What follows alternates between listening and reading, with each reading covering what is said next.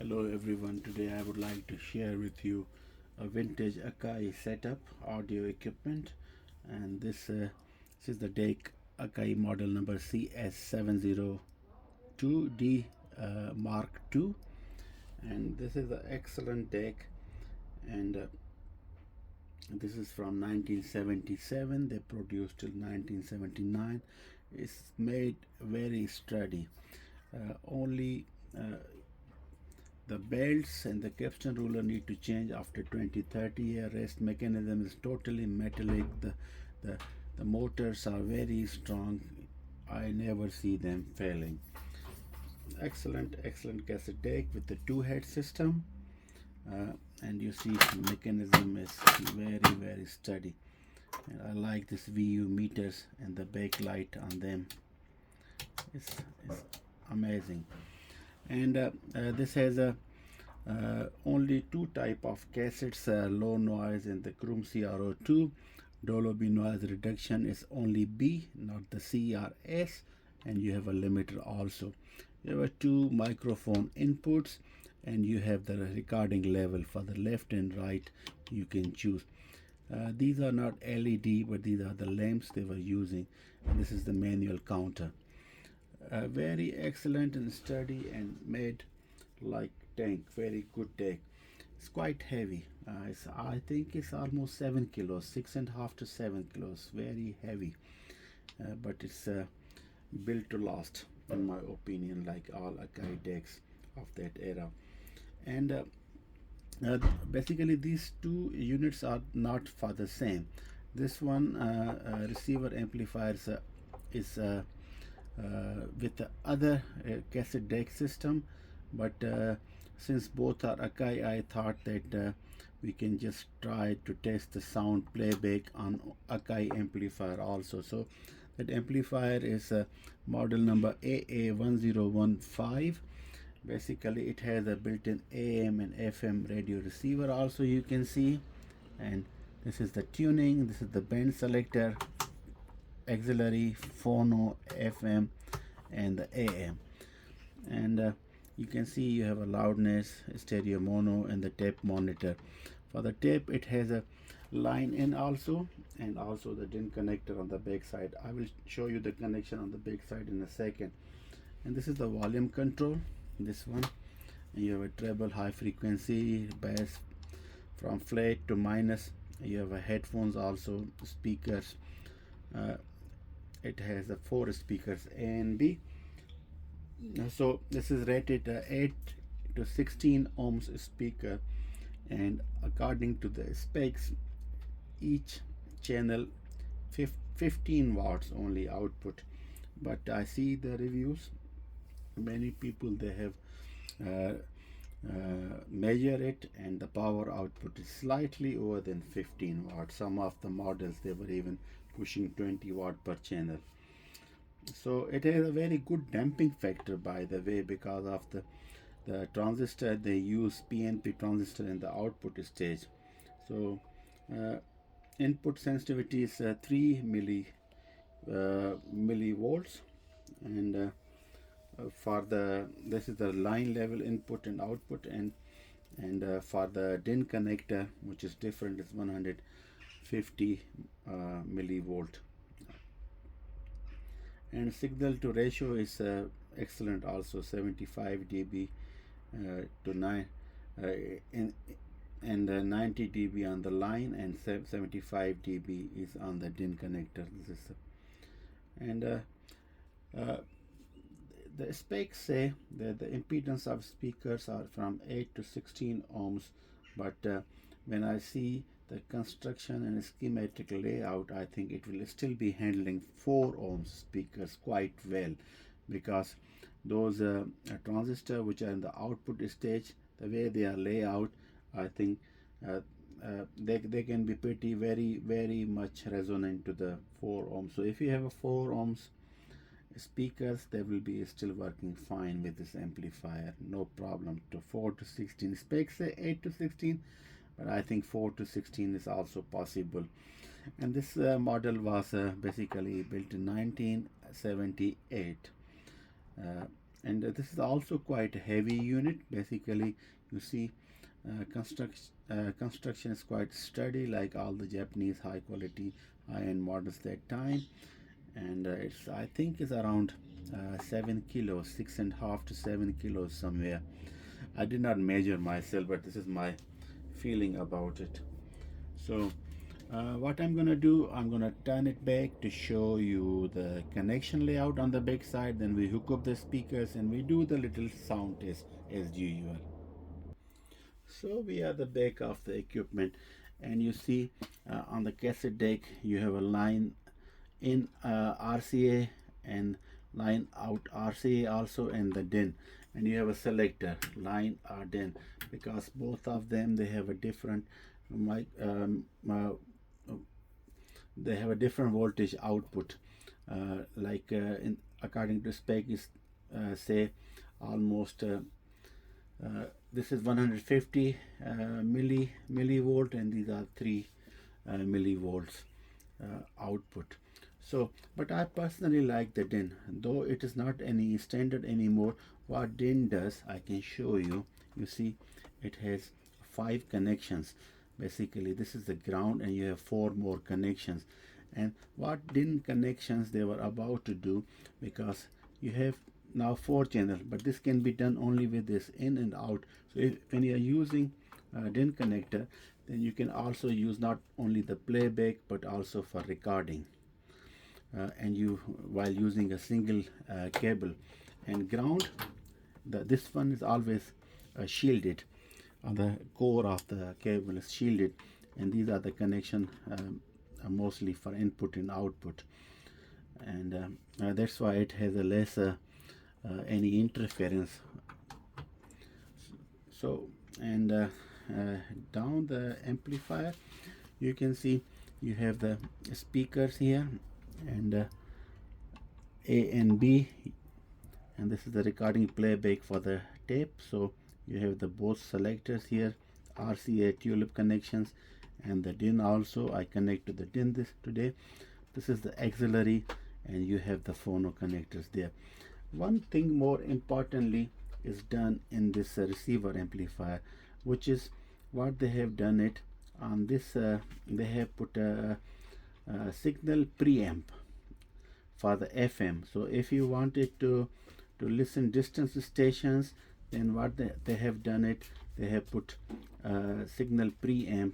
So the signals, they are a little bit amplified and going further to the circuitry. And for the local, they make these two. Over there they don't use preamp, because preamp can load the oscillator circuit. This is a very smart way to do it. I don't know if you are able to see it. I'm sure you are. There's no cable in front. So this is for the AM long wire, you can be used, and this is the ground connection, and ground connection is the same for the FM as well. But here they use preamp if you wanted to aiming for a little bit stations at the greater distances, and this is for the local, because local stations are strong. If you put them here and it has a preamplifier, RF preamplifier, it can overload the circuit, oscillator circuit. So for the local antenna can be used this one, and for the distance this one. I'm going to use a small piece of wire, and I put in here in distance so we can see how does it goes. And here in this enclosure you see very nicely built ferrite rod covered with a high quality plastic as an antenna for the AM, which is a very good setup. I'll connect the speakers and I turn it back, and then we try to play back, and we tune around here and there and play the cassette. Give me a second. So I hook up my favorite B&W rock solid bookshelf speaker with this Akai setup, and we can try first of all we can try Hier thuisnederlaag tegen Ajax. FM radio. Het weer. Vanavond en vannacht blijft het droog.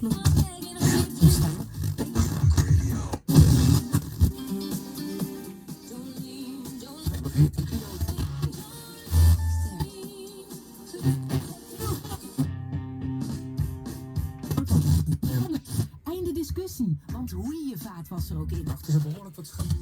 Er is een tunnel onder de kabeling van de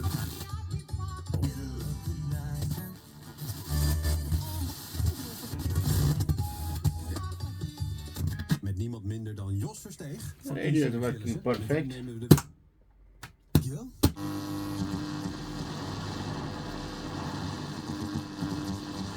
AM is also okay. We hear the static. Weer veilig. Vanavond en vannacht. En deze week Waar kan je terecht? Daar is Q-Music. Daarna ook tijdens de onafhankelijkheidsoorlog natuurlijk allerlei meegemaakt. precies. Ja. En in 48 dan op de boot gegaan naar Nederland. It Toch is een soort good. vlucht, dat werd And then we just repatriëerd, try maar to het is een soort play vlucht naar een the onbekend cassette. land. Mijn moeder die heeft in ieder geval...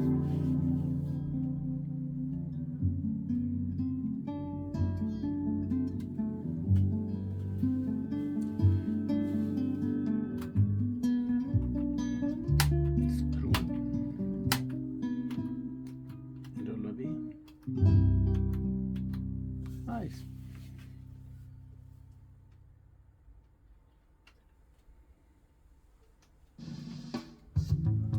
Look at the view meters, how beautiful they are.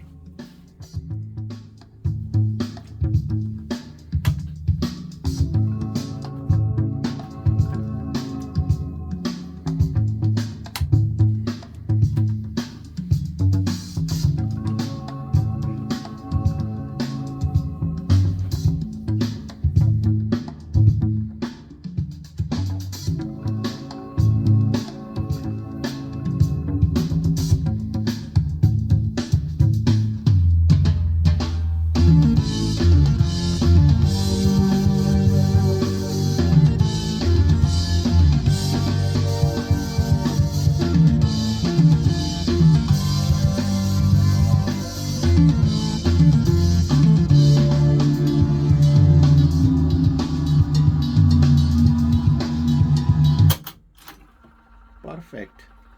Forward is doing good. Reverse is doing good. This is excellent to see this 70s equipment is still performing like a charm.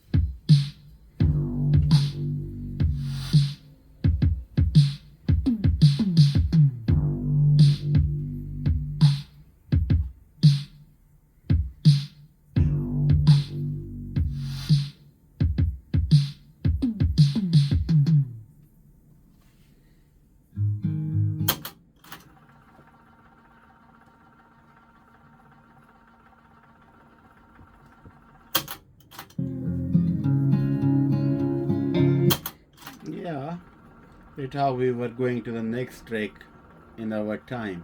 Not like press the next track in the Spotify and you listen the next song. We have to press the buttons.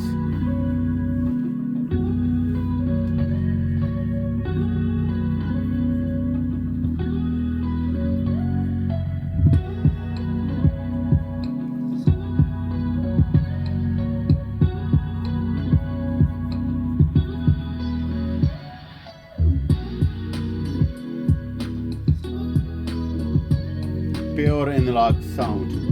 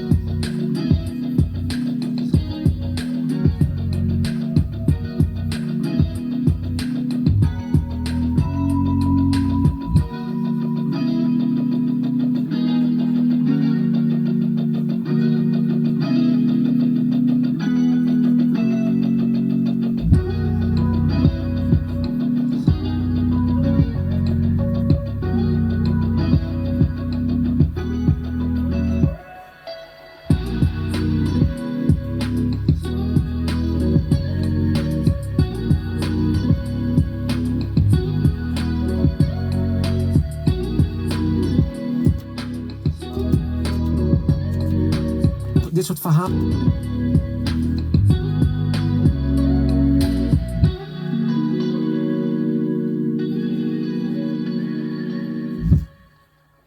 Well, I like the way these small speakers from the B&W handle the bass, the low frequency produced by this Akai amplifier. Well, thank you very much for watching, and I will come back with another vintage equipment shortly. Thank you. Bye bye.